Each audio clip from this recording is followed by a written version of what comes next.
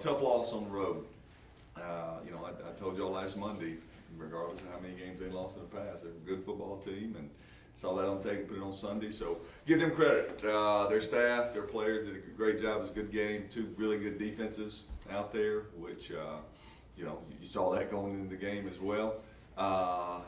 We haven't been very potent on offense. They have, so very proud of our defense. I mean, you give up 7 points, you ought to win a game. Didn't get that done. They made one more play on defense than we did, and they made one more play on offense than we did. Our troubles on offense the other night were not just the quarterback. I mean, Troy didn't play very well, missed a lot of easy throws. We didn't protect very well. Tackles had a tough time. 3 sacks, and there's a lot of throws that were under duress. Receivers could have done a better job getting open too. I mean, it's all of us on offense. You got to coach better. You got to coach the details better. The players got to execute those details better. We got to play harder on offense. But this has been a trend for the last 4 weeks. Kind of just living off the defense, and now we're certainly not built to be explosive and high powered.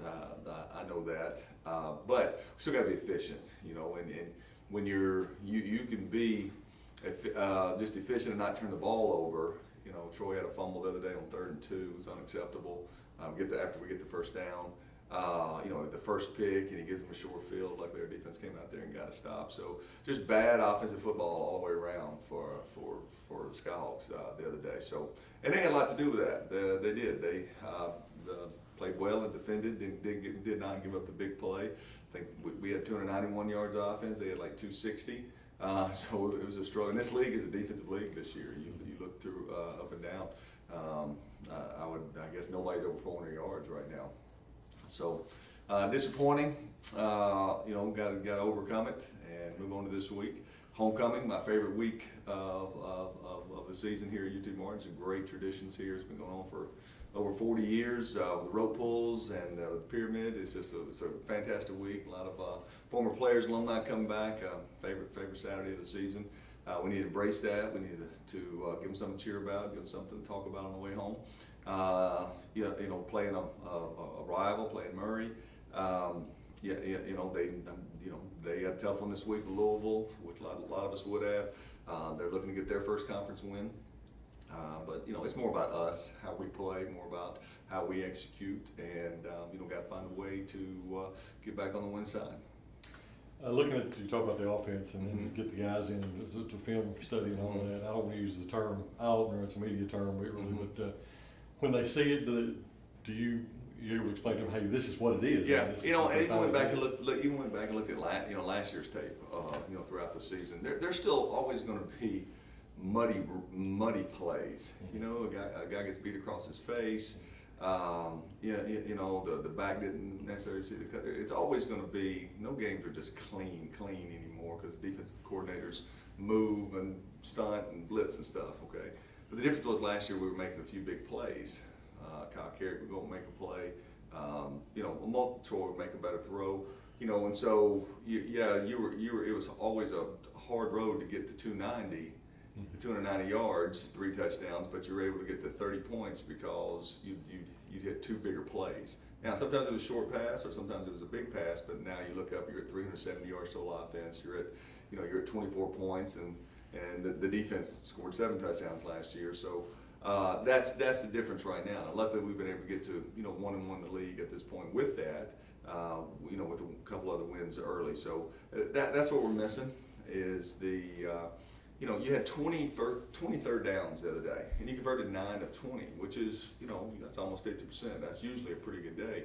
Problem is you had 20 third downs. That just means that you didn't have any bigger plays on first or second down, and they were holding you, making you get the third down. So stats sometimes you can look at them and say, oh, good day on third down. No, you don't want to have 20 third downs, unless you're converting 15 of those 20 and to get another set of downs and get another 10 yards. So, like I said, it's frustrating. It's frustrating for senior quarterbacks, preseason knowledge quarterback, but he's got to hold himself responsible as well, and he will.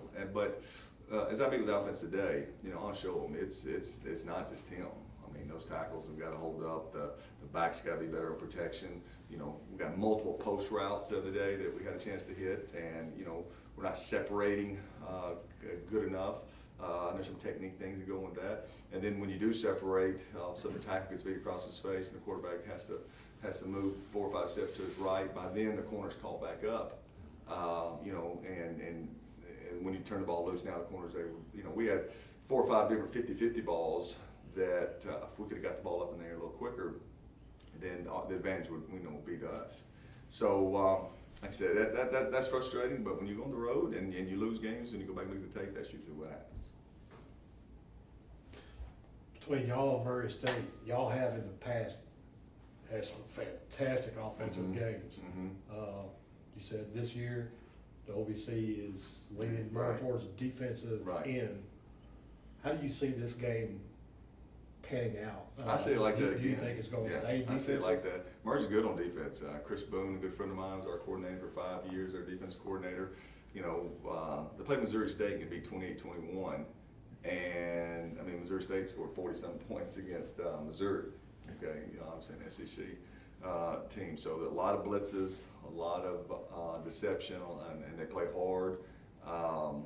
You know, so I don't see it being any different.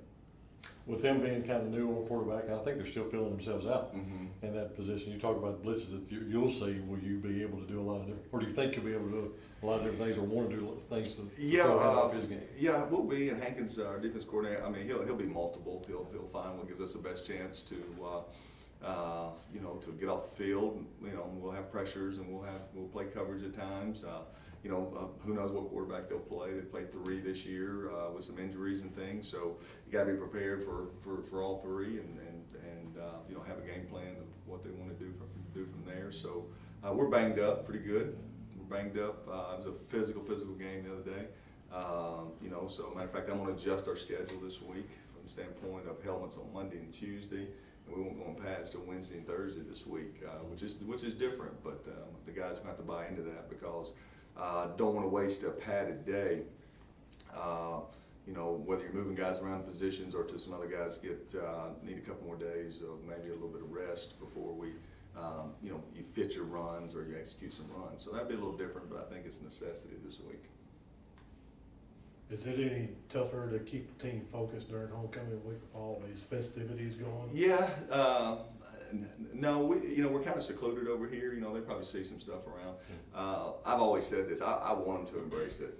You know, I want them to embrace. There's no bowl game after this. You know, so this is about as good as traditions that they get a chance to be involved in. And you know, we had a great crowd. You know, last home game, and then Austin P had a great crowd. This past week. So you know, our guys are.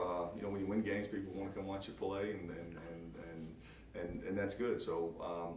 No, I wish we had time to get over to the road pools and get to the different events around campus, so the guys could see that we play a part of that. We're part of the tradition. We're part of the pageantry of it, and that's what the game is.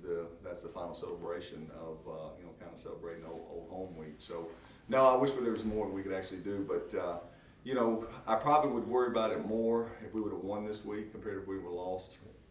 To be honest with you, and especially with the open week coming up, next week. So, kind of looking at Group Me, before I came in here, which is just kind of a text message for our whole team, and some of the guys, especially James Gideon, who's one of our really good leader for us, a really good player, and some different quotes he had put on there, about. The guys know the math of this deal. They know the math. You still control your own destiny. No, you'd like to be sitting here 2-0, but you still control your own destiny mathematically. You got a good quality win against Chattanooga early in the year in case you end up at 6-2. But it's still way out from that. But bottom line is you got to go 1-0 this week, and likely we're here at home. When you talk about them knowing the math, and you mentioned going 1-0 this week, does that become more of a challenge for you as a coach to keep them focused on one game at a time and that kind of stuff? Yeah, I don't necessarily think so now. After getting that loss, I think the sense of urgency was certainly picked up, and it better. It better because with how our lack of scoring, college football is about turnovers and big plays. Okay, so we turned the ball over 3 times the other night, and we had no big plays. It's hard to win games like that, and Austin Peay had the one turnover, but they had a couple other bigger plays, and that's how they were able to score. I mean, guys, we weren't even in the red zone. You know, you had 290 yards, but, you know, and I'll make sure I squash this quickly with the offensive players. Well, we had bad field position, you know, all night. And we backed up at the 1 a couple times inside the 5. Well, we're to blame for that, okay? Because when you're not getting 3 and 4 first downs and getting the ball at least out to midfield and punting and pinning them deep, right? And then when they get 3 or 4 first downs, okay, that's why they were always able to rugby punt inside our side of the field. And yeah, you're backed up. And yeah, is it hard to go 80 yards? Yeah, it is. But you got to be able to go 30 yards and then flip the field. And we didn't do that consistently enough. Now, you know, we had some first downs. You know, I think we still had 14, 15 first downs. But it's hard to score in college football without some big plays, and it doesn't have to come from big throws down the field. I mean, they can come out of a run, and come out of a short pass, come out of a screen pass, but we didn't do the things necessary to allow that to happen. And I guess when you mentioned 14, 15 first downs, if you're getting 10 or 11 of them behind the 50, and you're playing a lot of third downs, right, you're behind the chains a lot, so I guess that means right. it's going to be frustrating. Yeah, no doubt. And you know, and they, like I said, and the thing I'm excited about our defense is, I mean, and you look at the stats and you just say, okay, that's as good as they can play. Maybe in scoring defense, okay, because, you know, they've only given up, take the Ole Miss game out of it, you know, just 3 touchdowns? One this week, one last week, one against Chattanooga. I mean, you know, so three touchdowns, okay? But you'll still, you know, we still miss some tackles. Give credit to Austin P. We missed some tackles, let them get some runs out there. We missed a couple, probably 3 picks. Okay, so you know, believe it or not, maybe not scoring defense they can play better, but they still can get those turnovers. There was still a couple 3 and outs they probably could have got. We let them convert a couple long third downs, at least 2 that I know of that they converted. That maybe could get off the field. And we didn't make any plays in special teams. We didn't play bad on special teams, but the punters are doing a really good job in this league right now. A lot of height on their punts, a lot of rugby, so it's hard to get returns. Kickoff return, guys are kicking the ball high and getting down the field and covering it. We didn't really pin them on our kickoff. We lost contain, and they got it back to the 30 instead of being inside the 20. And that's big in those close games. Those 1-score games, that's one more first down that the defense doesn't get to defend. So, that special teams goes, is a portion of that offense as well. And so, it's there hasn't been many games in 12 years that that we lost that I felt like we should have won. Okay, I mean, we played some teams that have beat us, that maybe they were better than us, but a play or 2 here or there. But that was a game I felt like we should have won, and we let it get away from us. And I'm the head coach, and I'll take responsibility for it. You're good, guys. Thank y'all. Good.